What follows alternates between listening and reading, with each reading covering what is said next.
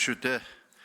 Монгол Улсын их хурлын 2024 оны 6 дугаар сарын 5-ны өдрийн чуулганы нэгдсэн хуралдаанаар батлагдсан шүүх байгуулах тухай хуулийн 1-р зүйлийн 3 дахь хэсгийн 1 дахь заалтад гэр бүл хүүхдийн хэргийн давж заалтах шатны шүүх, 2-р зүйлийн 4 дахь хэсгийн 1 дахь заалтад нийслэл дэх гэр бүл хүүхдийн хэргийн анхан шатны тойргийн шүүхэд тус байгуулахаар заасан. Шүүх байгуулах тухай хуулийг дагаж мөрдөх журмын тухай хуулийн 5-р зүйл тус зохицуулалтыг 2026 оны 1-р сарын 1-ний өдрөөс эхлэн дагаж мөрдөхөөр заасан.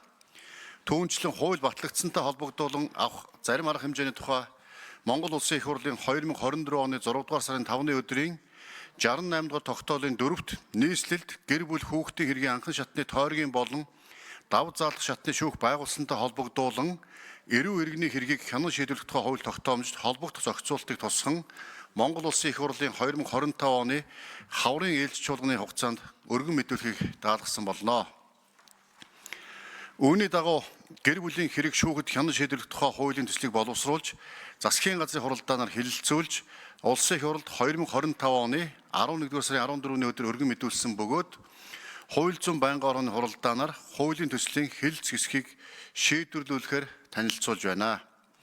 Олон улсын туршлагаас үзвэл 1949 онд Япон улсад байгуулагдсан гэр бүлийн хэргийн дагнасан шүүх нь Азийн хамгийн анхны гэр бүлийн хэргийн дагнасан шүүх болж байгуулагдаж байсан бөгөөд гэр бүлийн хэргийг хянан шийдвэрлэх хуулиар гэр бүлийн хэрэг тохирсон онцлог процесс ажиллагааг нь зохицуулдаг байна.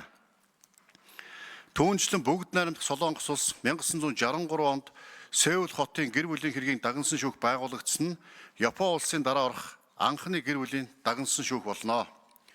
Тус шүүх нь гэр бүлийн хэргийг хянан шийдвэрлэх бие даасан хуулиар гэр бүлийн хэргийг хянан шийдвэрлэх онцлог зохицуултыг бий болгосон байдаг.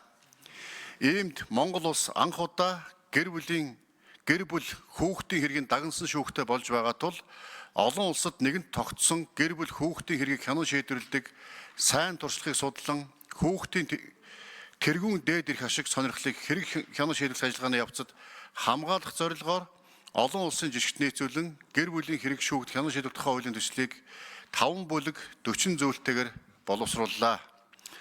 Хуулийн төсөл батлагдсанаар гэр бүл хүүхдийн хэргийн дагнасан шүүх нь хэргийг шийдвэрлэхдээ тухайн гэр бүлийн нөхцөл байдлыг бүрэн тал бүрээс нь шинжилэн судлах, нэг шүүхэд гэр бүлийн холбогдлолтой тухайлбал гэрлэлт, цуслалт, гэр бүлийн хүчирхийллийн хэргийг хамттан шийдвэрлэх, хүүхдийн эрхийг хамгаалахыг зорилго болгон ажиллах болно.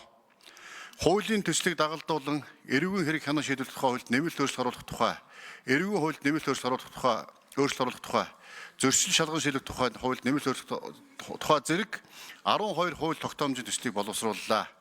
Хуулийн төслийн үзэл баримтлалын хүрээнд хэлэлцэн шийдвэрлэж ихэд таахнаас хүсье. Анхаарал тавьсанд баярлалаа. За Бямбцогт сайдад баярлалаа.